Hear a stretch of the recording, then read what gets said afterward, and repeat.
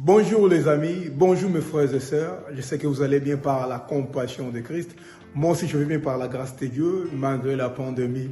Mais ça va, Dieu fait grâce, on est encore là. Aujourd'hui nous allons parler sur un sujet. La fois passée on a posté une vidéo où il y avait une fille qui parlait de la part du Seigneur en disant que Jésus n'est pas né le 25 décembre. Alors il y a eu beaucoup d'interactions, les gens ont beaucoup écrit. Et il y avait une question récurrente où les gens demandaient si Jésus n'est pas né le 25 décembre. Alors quand est-ce que Jésus est-il né, vu qu'il est vraiment venu sur cette terre des humains?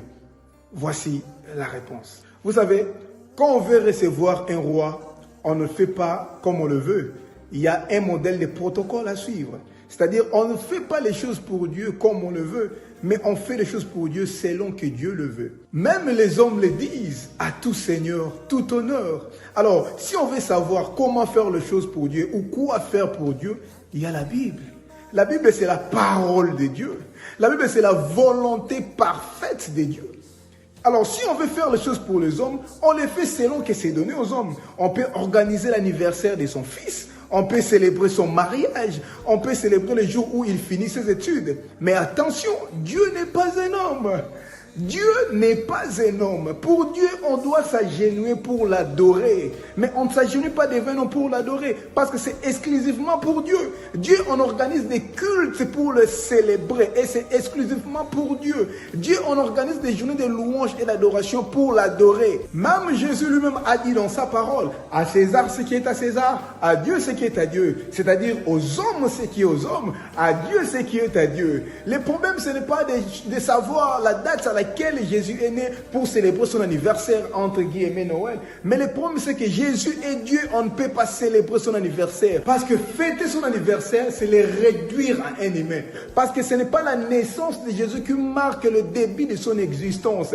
Pour les hommes, c'est Marie qui a donné naissance à Jésus. Mais pour Dieu, c'est la parole qui s'est faite chair. C'est-à-dire qu'au commencement était la parole était avec Dieu et la parole s'est faite chair. C'est-à-dire que même si ce n'était pas Marie, Dieu pouvait se choisir une autre personne pour pouvoir naître sur cette terre.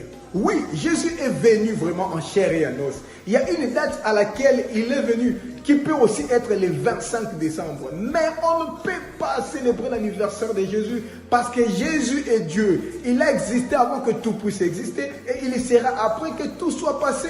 Il est le maître des temps qui ne dépend pas des temps. Il est l'ancien des jours qui n'a pas d'âge. C'est lui le commencement et la fin de toutes choses. Il est alpha et oméga. Donc, aux hommes, ce qui est aux hommes, les anniversaires, le fait des mariages, le fait des collations, et à Dieu, ce qui est à Dieu, l'adoration, la louange, l'honneur et la gloire, parce que c'est dans sa parole, il est digne de louange.